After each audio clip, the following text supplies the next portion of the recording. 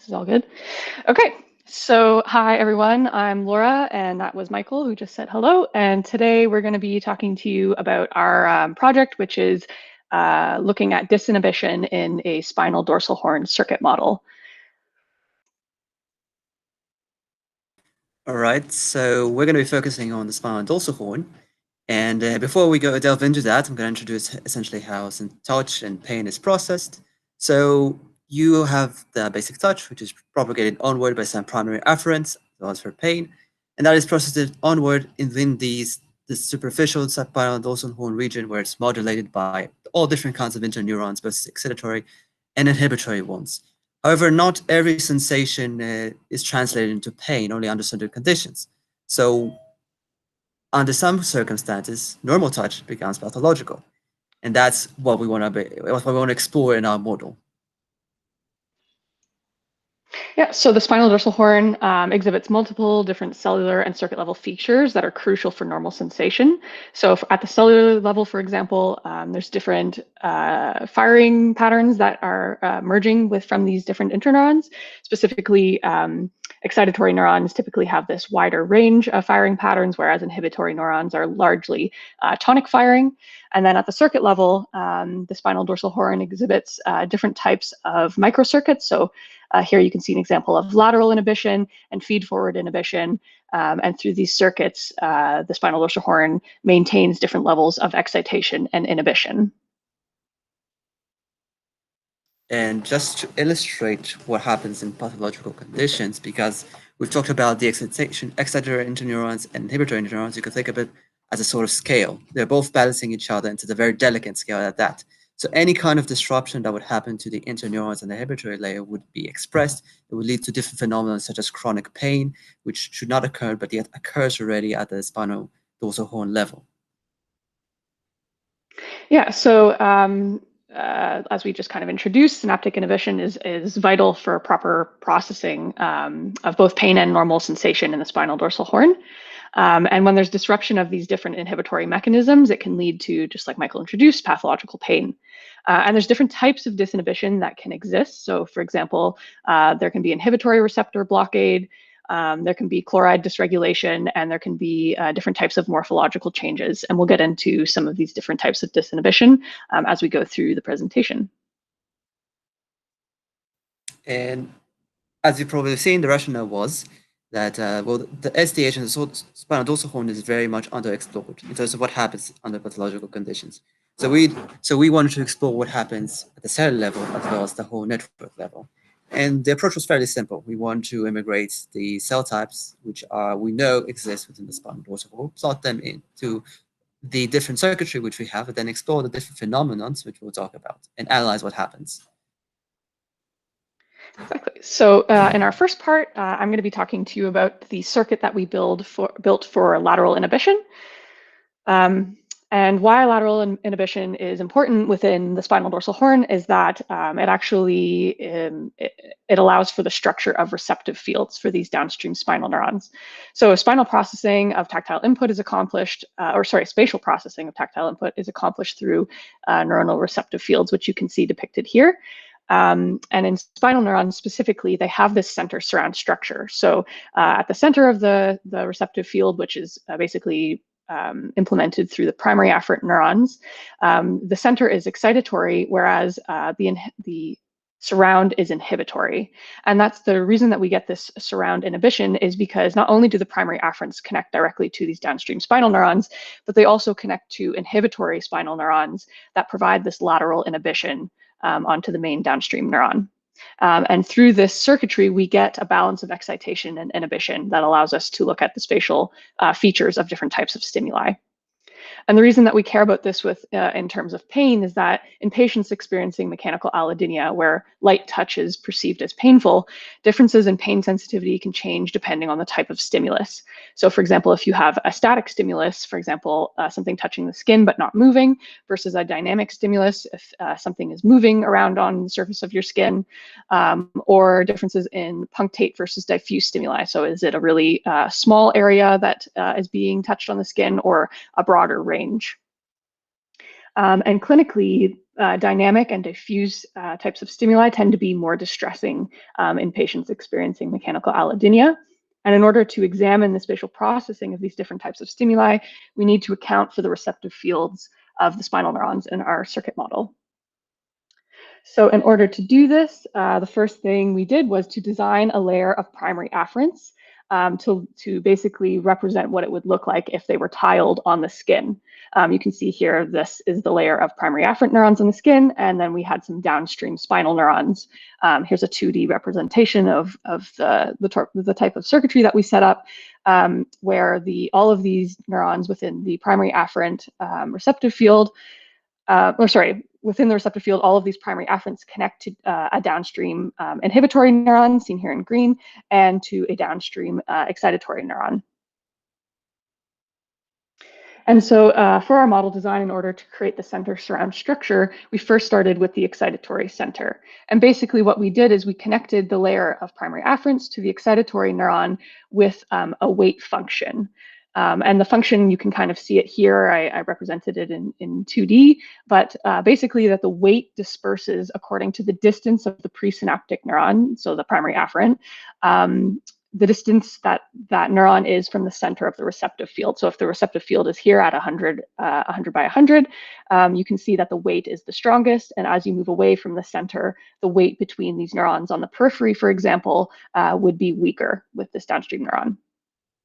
And then similarly, in order to create the inhibitory surround, we added a connection between the primary afferents and the inhibitory neuron, where the weight disperses similarly, but it's broader, so it extends beyond the receptive field, so the 200 by 200 receptive field, and it's weaker, so the weights aren't as strong as they are between the primary afferents and the excitatory neurons.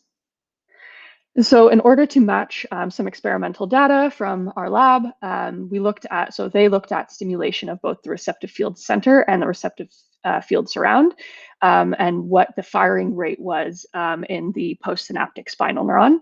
And they saw that when they stimulated the center, they got a pretty large increase in the firing rate of that downstream neuron. But when they stimulated the surround, because it's inhibitory, they were not getting any firing. And so similarly in our model, just to validate that our model was working the way that we wanted it to, we stimulated the center of our receptive field. So these primary afferents were stimulated, and you can see here that there was an increase in the firing rate of this downstream excitatory neuron. But conversely, when you stimulated just the surround of the receptive field, there was no firing in the downstream excitatory neuron, which is exactly what we wanted to see.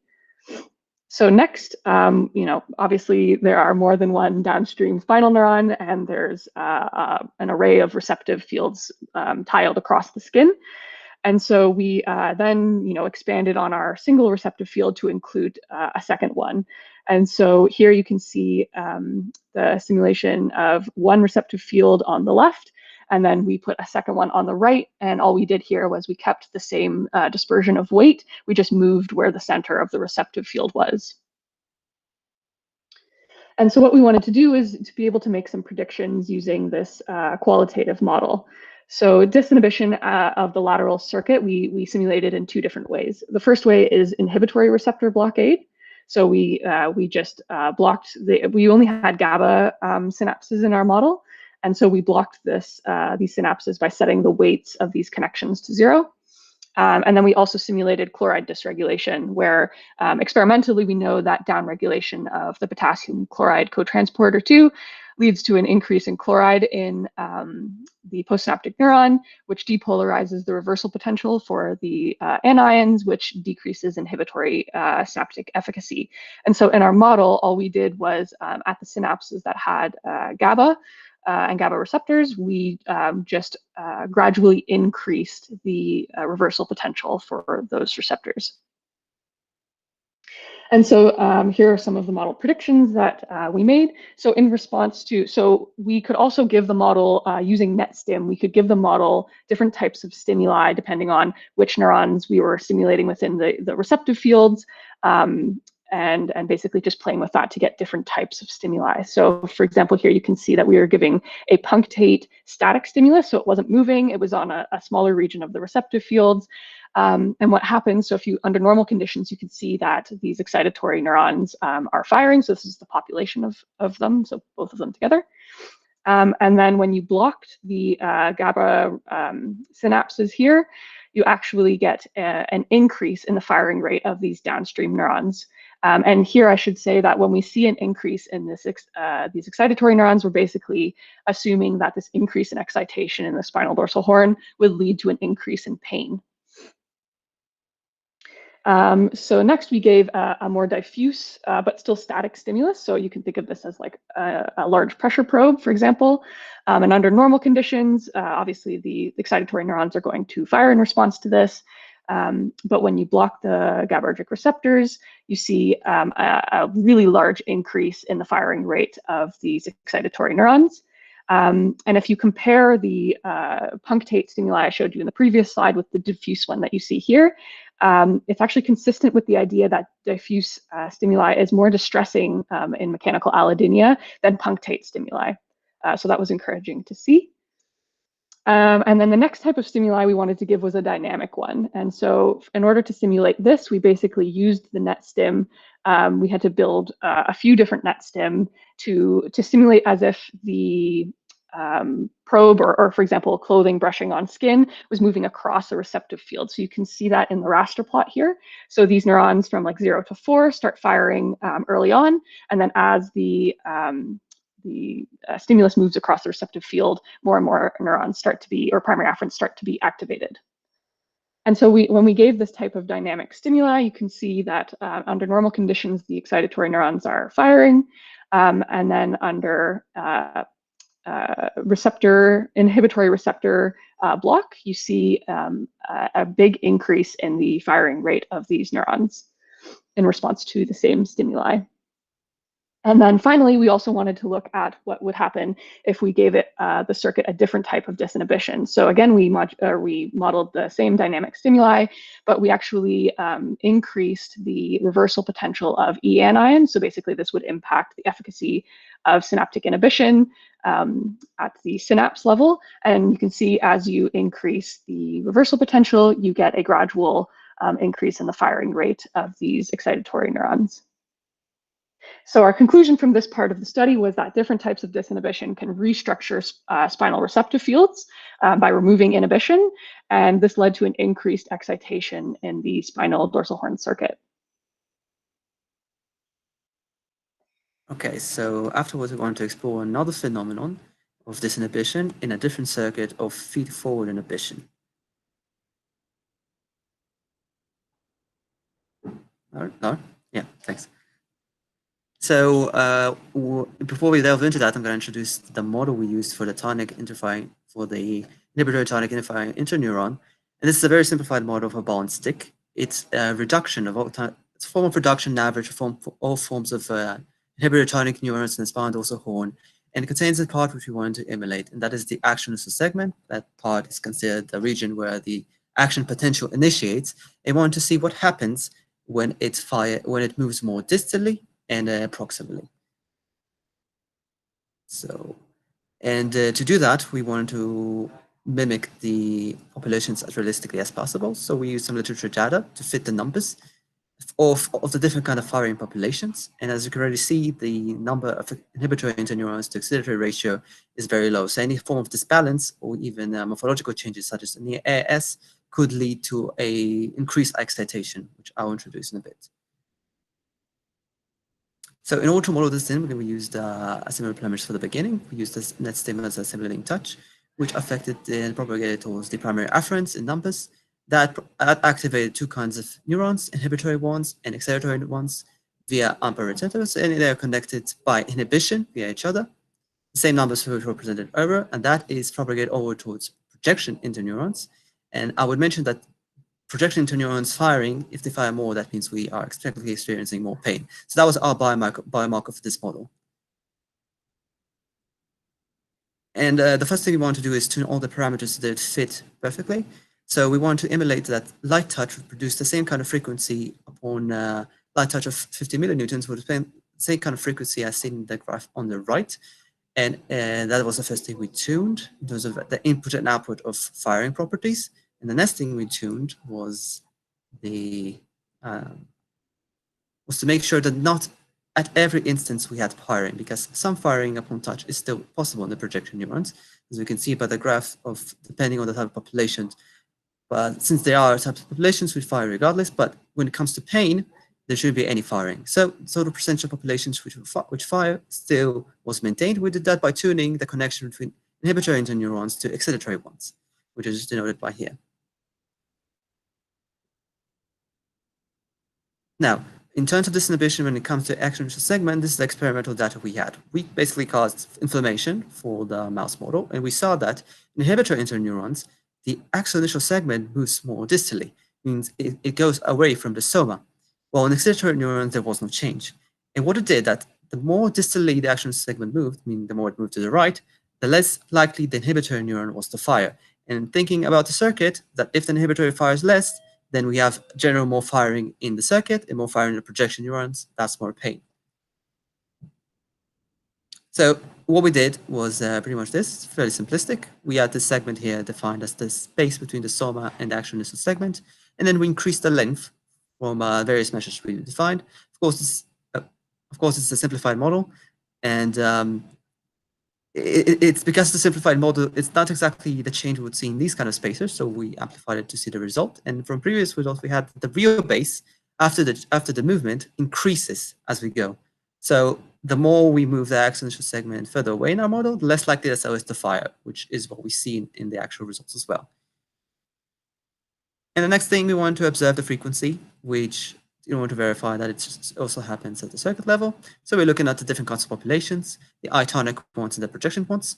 We saw the change to occur at the 50 micron chain to be much more significant, as you can see in terms of their alignment. So the inhibitory ones fire less, and the projection ones seem to fire more. That's great. We want to take it a step further. And we did a batch analysis for that. For the batch analysis, we ran two kinds of parameters. For one, we tried to emulate the changes in the distance, which is the space L, between the soma and the axial initial segment. And we also want to emulate the conductivity weight.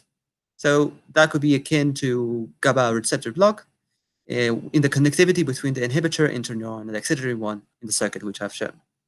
And the different colors measures the projection neuron's firing rate, which it can be translated to how much pain we're feeling.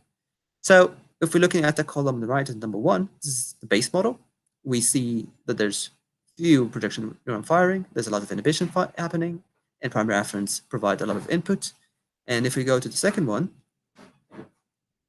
by moving the actual initial segment furtherly, there's a somewhat increase to projection neuron firing, and the I-tonic ones fire less. So that is one kind of plasticity change that could happen actually in the spinal dorsal horn, which could explain the source of pain. Next, we want to look at what happens when we increase conductivity weight, which could equal to the blocking. And we saw that there's a very steady increase. Again, projection neurons fire much more, which is to be expected.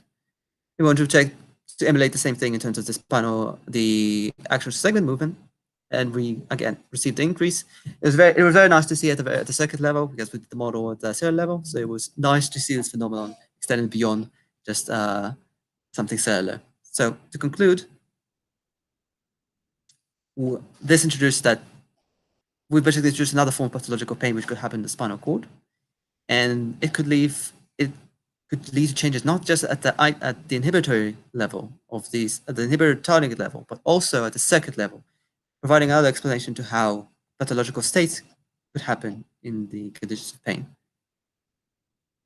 And I think that's pretty much it. And thanks, Joe, for all your help. You were very, very helpful. Project. I'm very impressed. I like it a lot. Yeah, well, thanks to you. So thank you for your help. And yeah, any questions we're happy to answer. Where are you going next with this, for my own curiosity here?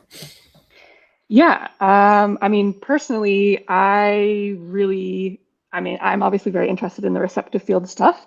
And obviously we only showed you the 2 receptive fields that we set up. We would have to expand this well beyond 2. And we'd have to scale up the size of the receptive fields. I mean, there's not a ton of data on, I mean, there is data on primary afferent receptive fields and, their shapes and their overlaps and that kind of stuff. And our lab is just starting to, collect data about the size of the receptive fields of downstream spinal neurons. So we would want to, scale this up in terms of the size of the receptive fields, scale this up in terms of the number of primary afferents, and then match the experimental data that we have from the spinal neurons to know, what happens to the shape and size of the receptive fields once under chronic pain conditions. So like once disinhibition has occurred, that way we can kind of like fit the model to that. And be able to, simulate these different types of disinhibition that we started talking about here. So for me, that's what I'm interested in doing. Michael, what are you thinking? Yeah. So on my end, I think I'm going to probably extend the current model that's existing, tune it more to fit to some of our parameters which we had in our lab, and continue just exploring the actions of segment movement, because it's an interesting phenomenon. Not much is known about it in the spinal cord. Yeah, it's a fun new model. I've never seen anything quite like it. So there's going to be a ton of stuff to explore and play around with. So yeah, that's great. That was really impressive work. Just for 1 week of work, that's amazing. Thank you. Any other questions?